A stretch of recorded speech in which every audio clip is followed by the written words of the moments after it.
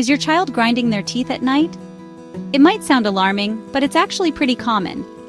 Teeth grinding, also called bruxism, often starts in toddlerhood and can affect up to 3 in 10 kids. Most cases are mild and kids outgrow it. It's often linked to teething, stress, or even an uneven bite. You may notice worn-down teeth, jaw soreness, or hear the grinding while they sleep. Talk to your child's doctor or dentist if it's frequent, loud, or causing pain. A night guard usually isn't needed unless there's damage. Most of the time, just keeping an eye on it is enough, and it resolves on its own. Get quick answers to your parenting questions, just like this one. Hit that subscribe button.